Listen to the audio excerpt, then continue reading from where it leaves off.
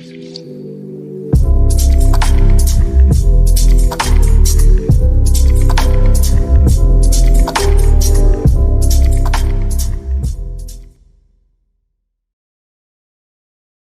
bienvenidos a un nuevo video. Mi nombre es Diego, pero me pueden decir Yello. Y en esta ocasión, en este video, les voy a explicar un tema que forma parte de la serie de estudios o videos que ya tengo en el canal sobre los sistemas jurídicos contemporáneos. En otros videos que ya ustedes pueden ver que están en este canal, les he explicado los sistemas jurídicos neorromanistas, la familia del common law. Y bueno, ahora vamos a empezar con unos sistemas jurídicos que se llaman mixtos, porque digamos que toman un poco de aquí, toman un poco de allá, se conforman un poco de esto y se conforman un poco del otro. Y para este primer video voy a explicar los sistemas jurídicos mixtos que son de carácter religiosos, es decir, que tienen de por medio una cuestión de religión y se basan principalmente en eso. Entonces vamos a explicar o vamos a hablar en esta ocasión sobre los sistemas jurídicos mixtos religiosos. Cabe destacar antes de iniciar este video que vamos a hablar meramente en un aspecto jurídico, histórico. No nos vamos a referir a si la religión es correcta o incorrecta. Eso no es, para mí no existe, número uno. Número dos, no me meto con la religión de absolutamente nadie. Entonces, vamos a dejar creencias, filias, fobias fuera de este video. Vamos a limitarnos meramente a lo jurídico, a lo histórico y punto. Ya lo que decida creer o no creer cada quien es cuestión personal y se respeta. Entonces,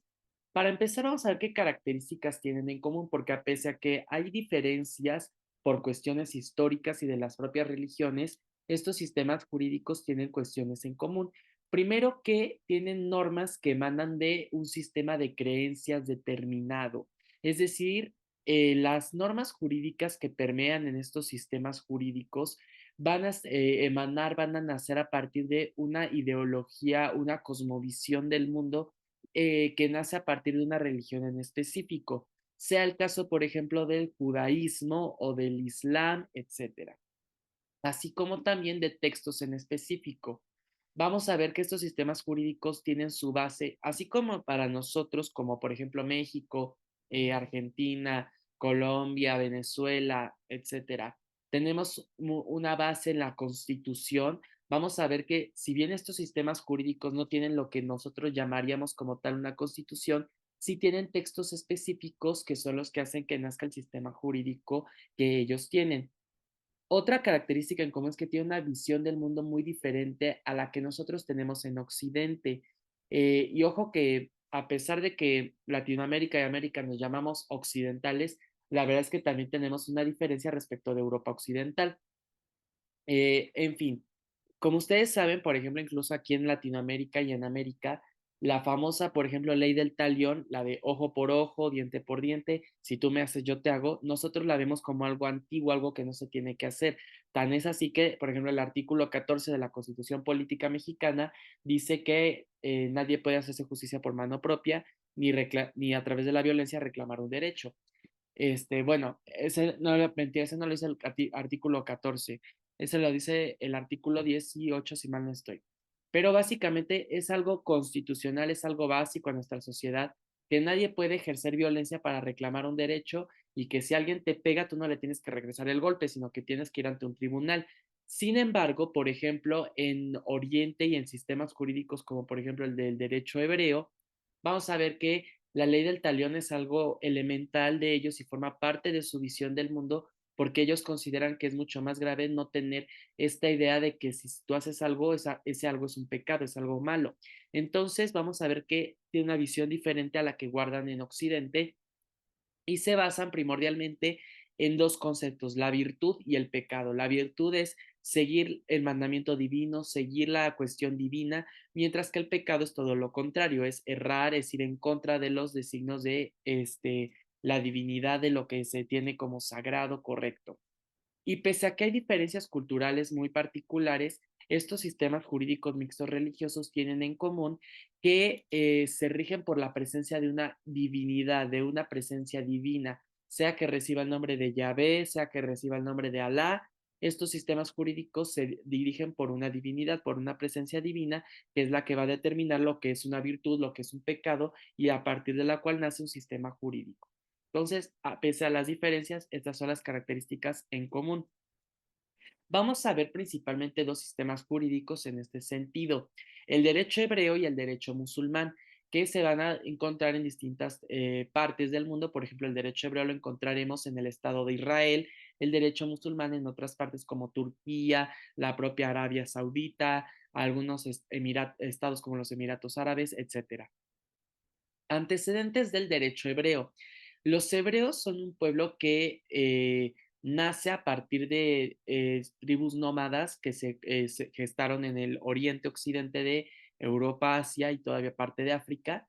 Pero los hebreos originalmente nacen en un solo estado que posteriormente se divide en dos, el reino de Israel y el reino de Judá.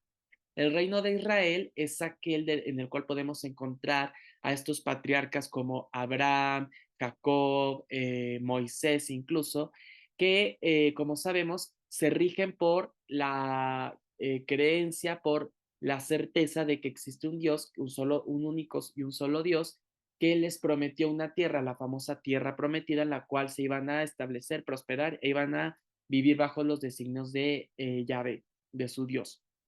Mientras que el reino de Judá es más bien una serie de poblaciones que continúa establecida en territorios como por ejemplo el Mediterráneo y estos territorios, pero que guarda particularidades o cosas en común con el reino de Israel, por ejemplo, su visión del origen del mundo.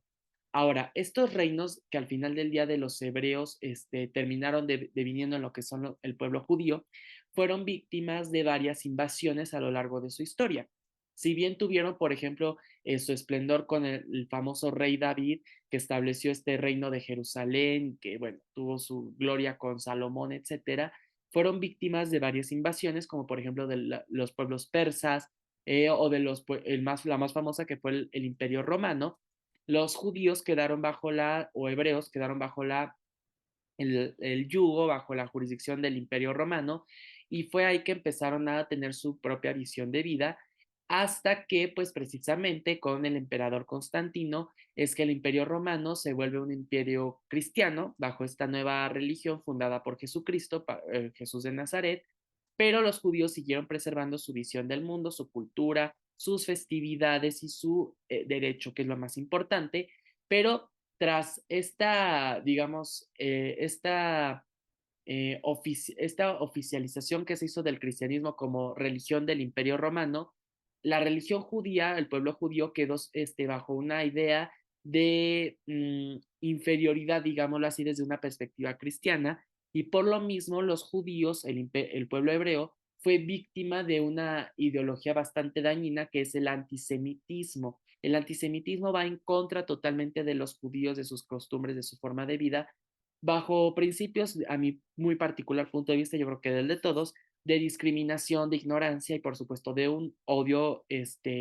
injustificado, desmesurado y totalmente que no tiene cabida en un mundo civilizado y en un mundo de respeto.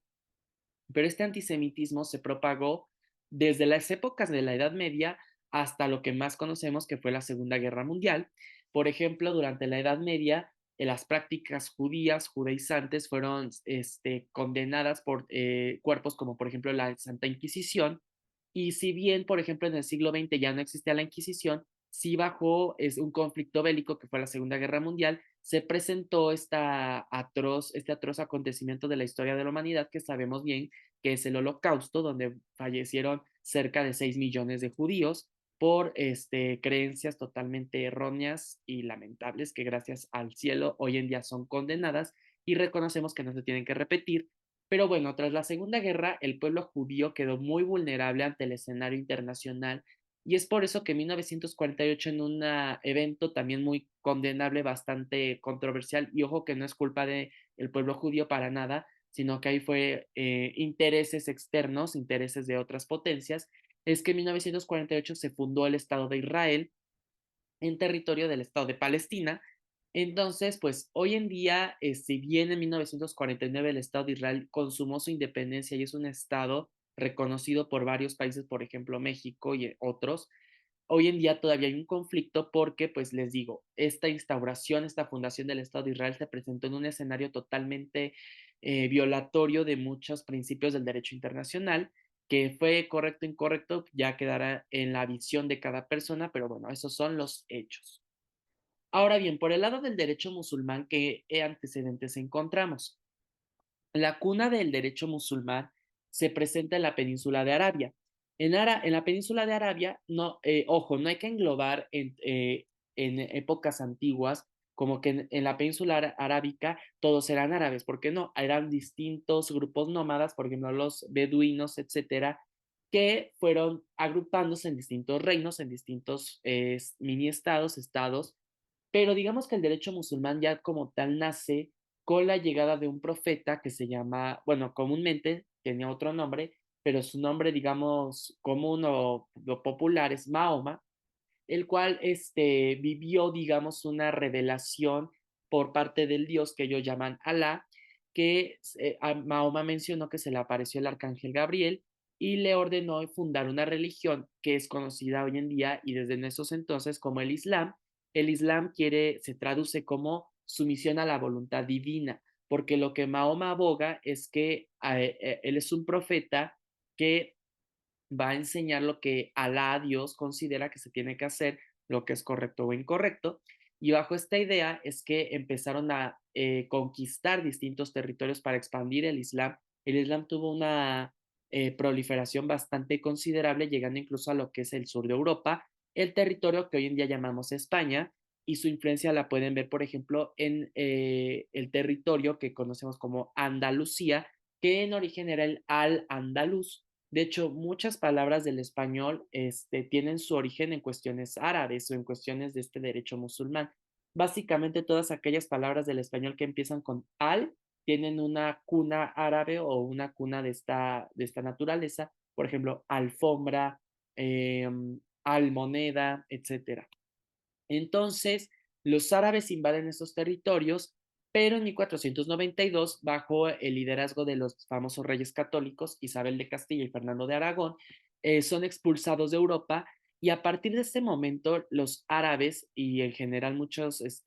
personas bajo la religión del Islam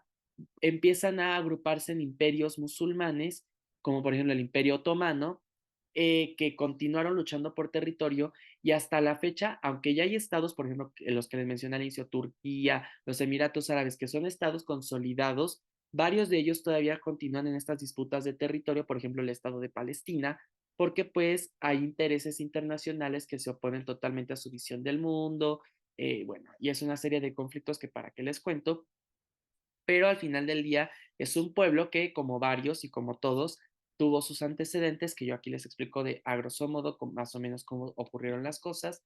Claro que el propio Islam ha tenido su transformación, ya no es en esencia es el mismo que el que dejó Mahoma, pero ha ido transformándose según las propias escuelas que lo han ido enseñando, porque el Islam se enseña en distintas escuelas que van acorde a la propia visión que cada uno le va impregnando a esta religión.